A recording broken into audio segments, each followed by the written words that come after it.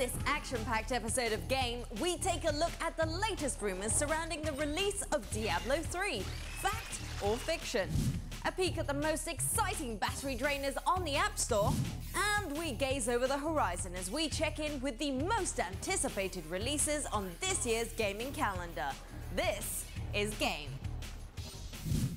What's happening, guys? Welcome to another episode of Game. We're locked, loaded, and just about ready to blow your brains out with another crazy-ass episode chocked with digital ammunition.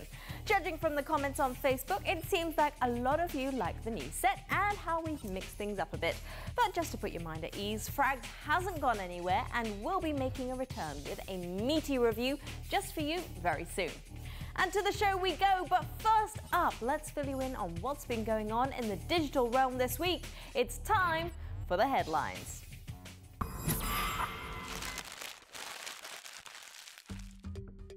First up on the news this week, otakus unite because the demo to the new Final Fantasy game is out now on the PlayStation Network and Xbox Live. Final Fantasy XIII Part 2. Geez, now as an early fan of this franchise, FF has sure come a long way with more than 30 titles bearing the Final Fantasy name. However, in recent years, the series has gotten a little repetitive, so it'll be interesting to see the direction Part 2 of Final Fantasy XIII takes. So if you want to see just how different things are this time round, the demo for FF13 Part 2 is out now. Staying with the console front, following the huge success of Microsoft's body mover Kinect for the Xbox 360, the boys at Redmond have announced that the motion sensing device will be coming to Windows early next month.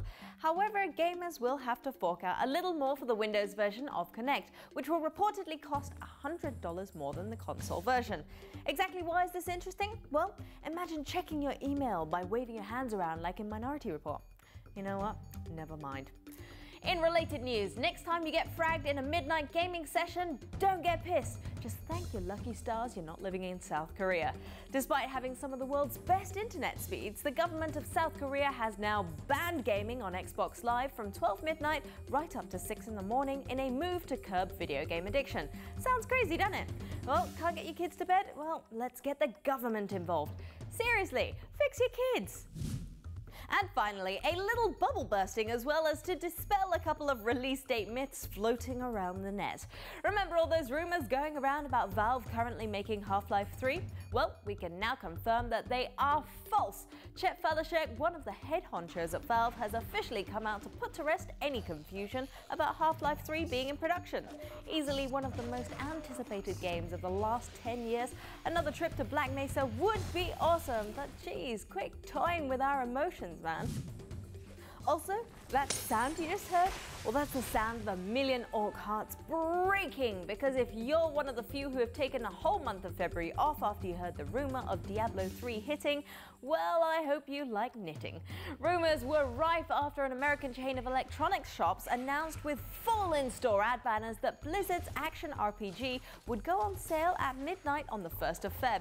However, being the sticks in the mud that they are, Blizzard have officially come out on Twitter saying that the rumor is not true and dashing everyone's hopes in the process. Nice one.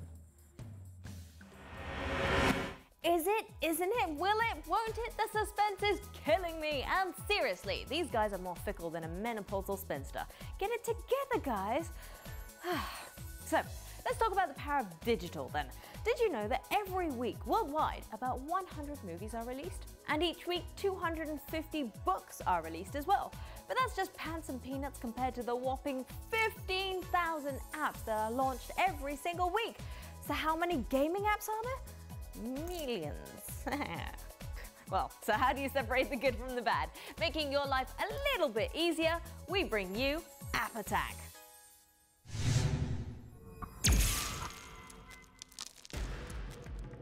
Some smashing stuff for your mobiles this week, beginning with the single-screen monster mashing of Super Crate Box, a game all about blasting enemies to kingdom come with an assortment of fantastically overpowered weapons. This retro-style time-waster is, strangely, all about the art of crate collecting. You see, killing enemies doesn't score you points, but what does score points is collecting randomly placed crates from around the map. Pick up a crate and you change your weapon, making for some seriously interesting strategy as you decide just when to go for that all-elusive wooden jewel. What's more, enemies get tougher each time they fall into the lava pit below, respawning on top with added fiery vigor. It's got great controls and a nice retro sensibility to the gameplay. And at only 99 cents, all I can say is that's one hell of a great bargain. Also out for smartphones, an app which has certainly been causing quite the buzz around the office. The frantic swiping action of Temple Run. A game all about being chased, this app places you in the shoes of an extremely athletic Indiana Jones lookalike trying to make it out of a temple filled with equally athletic monster monkeys. Now the interesting thing, besides the over-the-shoulder presentation, is the fact that Temple Run is a little more complex than the usual suite of automatic running games. With full tilt controls, swiping your finger left or right changes the direction while you're running, while swiping up or down causes him to either jump over an obstacle or slide right under it. What's more, if you've got one of those fancy arcade setups, Temple Run is perfect. And what's the price of all this? Well, nothing! The game is totally free and you can get it at the App Store right now. And finally, time to give our frayed nerve endings a little break as we end our segment with a bit of digital dessert. Free your mind. This is Windowsill.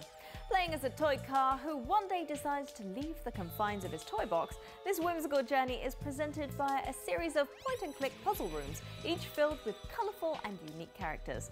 A game all about discovery, poke, prod, move and interact with your surroundings as you find out more about the world around you and all its wonders. A great title to pick up if you like your games to come a little more serene. The magical world outside your windowsill is available for the iPad right now.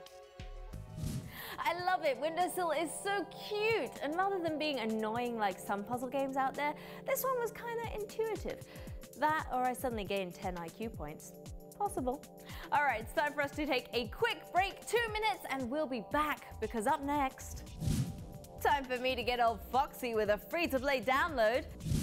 And we find out what crazy shenanigans our friends in Japan have been getting up to, only on Game.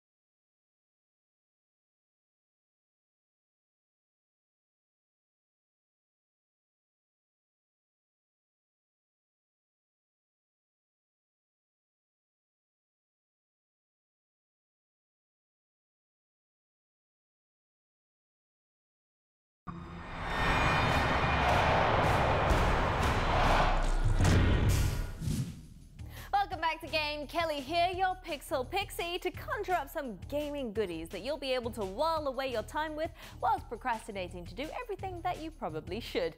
It's time to respawn in digital heaven.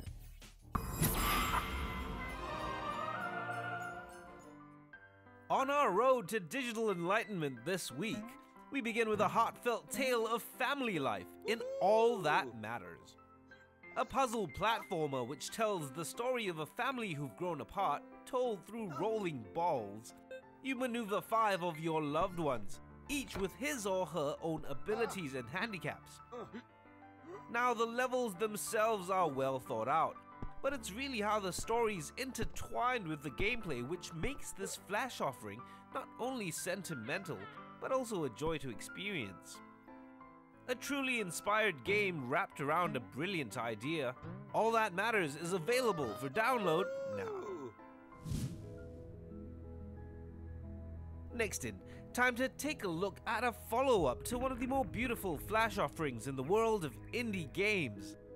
William and Sly is a beautifully detailed and richly layered puzzle platformer in which you play a fox on a mission to gather, well, just a bunch of things for your master. An open world game filled with secret caves and some rather unfriendly gnomes helps Sly uncover the secrets of the forest as you unlock extra abilities and side quests. Soothing and beautiful if you like your platformers to focus more on exploration than combat. The adventures of William and Sly 2 are available if you follow the link below.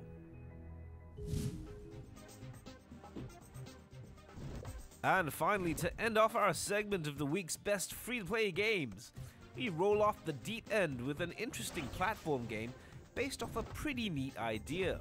What if you could rotate the world around you as you interact with it? In Side Roller, you're a little ball, so you'd think your biggest problems would be choosing a direction to roll in. But in this dynamic platformer, our spherical friend can also stick to platforms, charge up and attack, as well as having the ability to move around the world as you see fit. Now, because of the mechanics, Side Roller does take a while to get used to, but if you're willing to invest the time, get ready for some of the most unique puzzle platforming available from your browser. That one took a little getting used to on the controls, but nevertheless plenty of fun to be had. Now remember, if you ever come across any free online gems or indie delights, then simply call our attention to it on our Facebook page. Well, it's time for us to nip on over to Nippon now to see what the wacky Japanese have been getting up to and how they've been spending their time.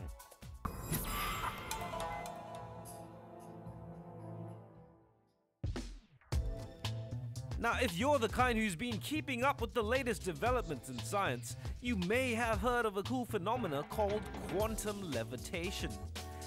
I won't go into detail, mostly because I'm not a quantum scientist, but basically, it's about making use of superconductors, magnets, and liquid nitrogen to make things, well, levitate. Pretty cool, eh? But over at the Japan Institute of Science and Technology, looks like they're pushing the boundaries of science just that much further. Check it out.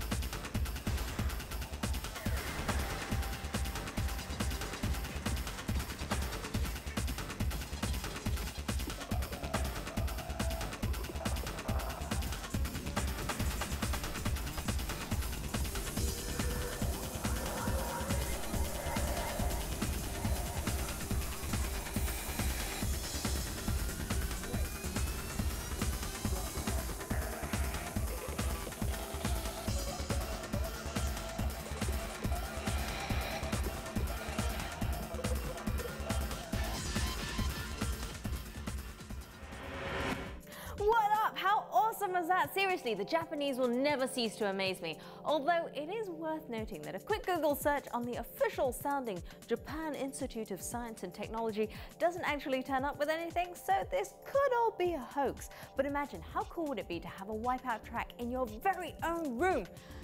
Right, we've still got more to come as we go inside with Travis Rice to try and understand his White Wonderland. And we end off with a big bang, games you can look forward to. Don't go anywhere.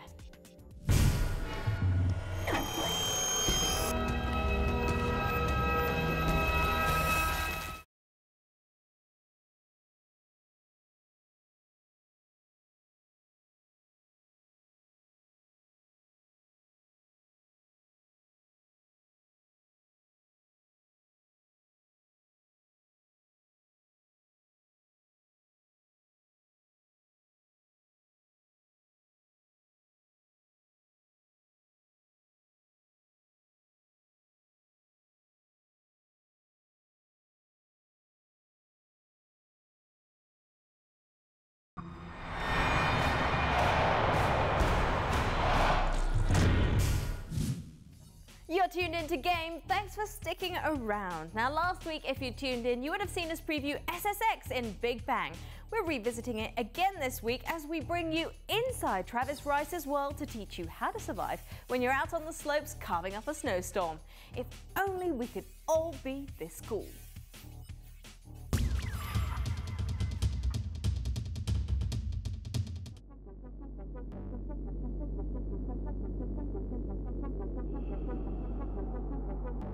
I'm Travis Rice, hailing from Jackson Hole, Wyoming. 28 years young, and yeah, snowboarding has become my occupation.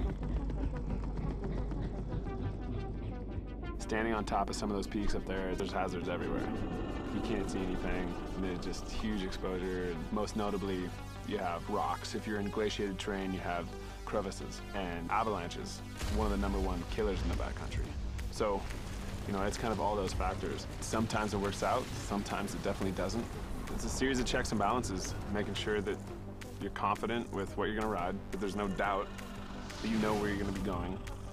You know, you have your kind of exit strategies. A lot of the times I'll have like every turn planned out. Turning there and there and there, and my slough's going over there. You kind of have to predict what's gonna happen. You know, once you drop all that kind of cognitive planning, it's kind of the backdrop, and you enter into a state of kind of reactive riding, which you kind of just ride on instinct and intuition. You just gotta hold your line, and then it kind of becomes survival mode.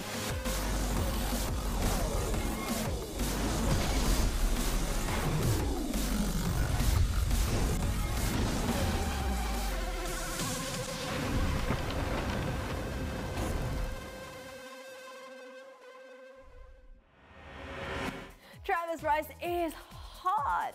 I'm just saying, but being someone who likes carving up a little powder, I'll tell you now that that stuff is scary.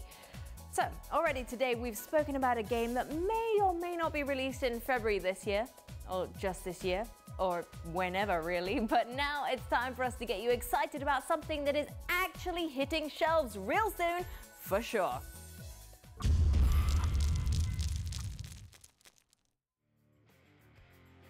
On The Bang this week, it's a little roleplay on the menu as we live the life of a swashbuckling hero in Risen 2: Dark Waters. A sequel to one of the more overlooked games of the last few years, Part 2 ditches the swords and sorcery of the original, turning instead to muskets and parrots for some pirate-themed RPG action. Yup, live out that high seas fantasy of yours without getting all wet. Now, if you remember, the original game was universally panned for a terrible console release, coming to the Xbox 360 with a mountain of game-breaking bugs. A real shame considering the overall quality in both the gameplay and the writing. However, with Part 2, they're promising to deliver a great role-playing experience for both PCs and consoles. So, if you're feeling like you got a little piratey game itch to scratch, and hey, there just aren't that many out there, look out for Risen 2 in April this year. Next in, with the world under threat from a demonic plague, one hero must rise to dispel the shadow of evil. Never Dead is a third-person action game set against a backdrop of fantasy and horror. Now, I know we've seen our share of third-person monster mashes on the show, but the difference here is the unique way the game handles combat. You see, as an immortal, our hero can basically use his regenerative powers to reassemble his body limb by limb, making for some rather interesting combat situations. Offering up a fantastic selection of weapons as well as a fresh take on the hack and slash genre, another cool thing about Never Dead is the soundtrack, featuring original compositions by metal maestros Megadeth. I wanted the song to start off very moody and then to get really aggressive towards the end of the song so that it would keep you drawn into the game, but that it wouldn't distract you from the game itself. And I think I did that. There's great guitar solos in this song, and I hope you like it. So expect some literal headbanging when this limb-slicing action hits us early next month. Poor dude, Bryce loses so many limbs, you kind of have to wonder how he pees. Anyway, Never Dead is slated for release at the end of this month, so I guess we'll find out. And with that, we've come to the end of this week's show. Chock-a-block that it was. Well, I hope you guys enjoyed it. Remember, you can hit up our Facebook page at facebook.com/ESSGame to share your views on games or strike up a little conversation maybe. Or you can tweet us at twitter.com/ESSGame to bug us for the links. They'll be up real soon, I promise. And remember, if you missed an episode, we update our website regularly, espnstar.com/game, to have all the shows you might have missed or just want to rewatch. We'll see you lot next week for more gaming goodness, but we'll leave you with our play of the week. Enjoy.